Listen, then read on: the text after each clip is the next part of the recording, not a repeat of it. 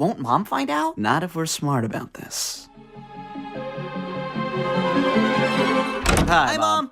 Well, there goes my only day off. There are numerous great characters from the first season of The Haunted Hotel, and today I'm starting a new series exploring these individual characters. Right now with The Haunted Hotel, I don't think that any character is better developed than Katherine Freeling, the host of the Undervale Hotel and mother of the show's two chaotic gremlins, Ben and Esther. Aw, I'd let you stab me if I could. Ben, you do not mean that. The first season of The Haunted Hotel did a great job in establishing its world, its characters, and introducing them to the audience. Something that was done equally as well was the way that the show then developed and refined those characters.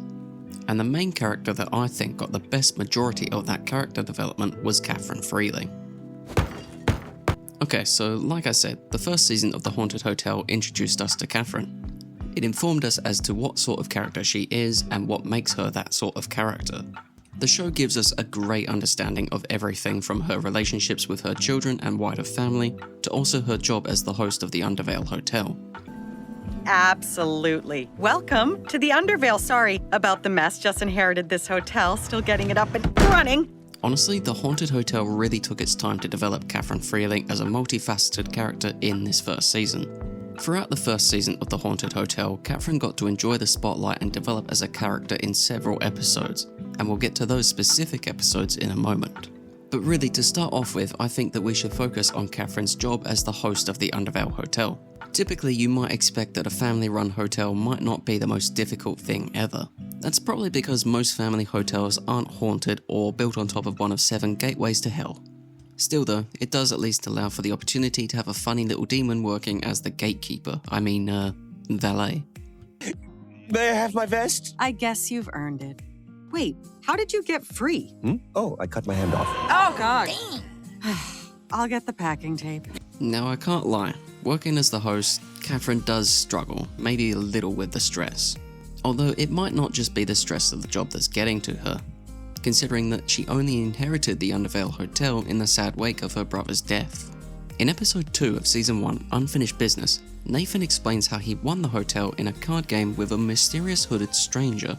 We also learn that it was during Nathan's tenure as the host of the Undervale Hotel when he first began to establish his own friendships with the hotel's ghostly occupants, which is something that Katherine hasn't exactly managed to accomplish yet in this first season, except in some very minor cases, of course.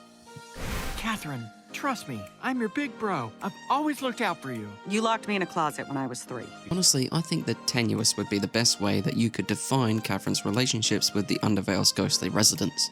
Ghost characters who aren't her brother seem to be the characters that Katherine can't or doesn't know how to get along with.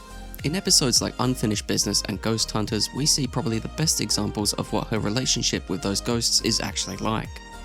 Are they trying to scare me or is that regular booing? It's a bit of both. Really, in season 1 we see that Katherine is very transactional with how she chooses to engage with the Undervale's ghosts. And something that's worth noting is that pretty much all of these instances in season 1 have Nathan there alongside Katherine, which I think is a very good indication of where next the show will take and develop Katherine's relationship with the ghost residents. Right now, season 1 of The Haunted Hotel has done a very good job to show just how difficult it is to actually get along with the Undervale's ghosts. And Katherine herself isn't exactly managing with the task. But in the end, however, I'm sure that with Nathan's help, Katherine will eventually learn to get along better with the ghosts. Kind of just like how her brother did before her. There are a lot of ghosts in the Undervale Hotel, and one of those very ghosts is Katherine's own brother, of course, Nathan Freeling. And yes, those who have seen the season will know that the truth of Nathan's death was kept a mystery until the episode The Exorcist. It was also announced in the episode Roundy Slasher that Nathan's death took place 1 year earlier than that episode. For the majority of season 1, Katherine refuses to dwell on the past and Nathan's death. That is until, of course, the episode The Exorcist, where it's Nathan's death day. The anniversary of Nathan's death that ghosts bizarrely try to treat as a holiday? That, or at least Nathan does anyway. Characteristically, on that day Nathan wants to celebrate, and Katherine states her objection, asking why they would want to celebrate the worst day of her life and the last day of his. And really, what I'm getting at here is just that not all the ghosts of the Undervale Hotel are really a source of annoyance for Katherine. Instead, one of them is a source of grief. I'm sorry. Next time I die, I'll leave someone else a huge hotel. It's a haunted hotel. Yeah, it doesn't love that term. That episode also does a lot to inform us that Katherine feels an immense sense of grief for not telling Nathan about his death, and not being there for him before his death. In Season 1, it was shown that Katherine is a layered character. And yes, one of those layers refers to her relationship with her brother Nathan. Layers! Onions have layers. Now with that said, it should also be noted that Katherine's grief extends to her own living family and their current predicament. Katherine herself said in the episode Unfinished Business that all she wants is a good life for her kids, and that she's afraid that she doesn't know if that's possible in the Undervale Hotel.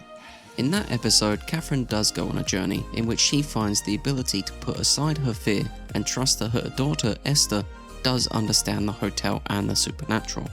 So yeah, Katherine's relationship with both her children can be described as both loving, yet complicated. Or possessed or fall in that bottomless pit in the garden. It's not bottomless. I threw a rock down and something threw it back. See, it's just a deep hole with something helpful at the bottom. It said, I have kind eyes. Stay away from the pit, Ben. And yes, I said both her children. Because her relationship with Ben is just as complicated as her relationship with Esther. Despite Katherine still loving both her children, in the episode 7 Deadly Bends, Katherine tells Ben that he should be more confident. Which, because this is the haunted hotel, of course creates a situation where Ben clones himself and then those clones subsequently try and kill him. It was a great episode, probably one of my favourites from the first season. We should get out of here. Ah, what kind of bug is that? Nah, pretty sure that scared Ben. Okay, that's good data. We can figure this out. Ben? Yes? Really, Katherine does love her children, but is often so afraid for them or annoyed by them that those feelings often end up affecting her relationships with them. Which for a woman in her position as the divorced host of the Undervale Hotel is somewhat understandable. Obviously, we didn't get to see much of Katherine's ex-husband in Season 1 of the Haunted Hotel. In the episode Randy Slasher, we get to see Katherine go on a date, the first one since her divorce. Ben, Esther and Nathan all support her and advocate for her to go on the date. I keep calling Nathan Nathaniel for some reason, it's really getting to me. Later in the episode Rolly Fluffs, we get a scene where Nathan describes Katherine's ex as a snake oil salesman. To which Katherine responds by saying that Ron was actually an iguana oil salesman. Which yeah, is bad, but then it gets worse. When Katherine says that Ron lost all their money on their honeymoon and that he offered Katherine to wealthy men in order to make some money back. Which yeah, is a good indication of how positively messed up that marriage must have been. Thankfully, however, there is still hope, as it's in that episode that Katherine realises that she's been taking responsibility for things that aren't her fault. And now with that said, this little character examination has come to an end for now. Like I said earlier, there are a lot of great characters in the first season of The Haunted Hotel. And Katherine Freeling, I think, has to be the most developed of all those characters. She manages to juggle a lot of plates, and has a lot of very interesting and complicated relationships with the other characters around her. She's also a character that I think is very well grounded in the story that's being told with the Haunted Hotel. And just generally, I think that she has an attitude that very well contrasts a lot of the supernatural happenings going on around her, which I think makes her very interesting to watch. But still, that is of course just my opinion. So please everybody, let me know what you think about Katherine as a character in the comment section down below. Also, whilst you're down there, don't forget to tell me what character you want to see me take a look at next in this series. Thank you all for watching everybody, please don't forget to do all the usual YouTube stuff, like, subscribe and comment, and I will see you all in the next one. Goodbye.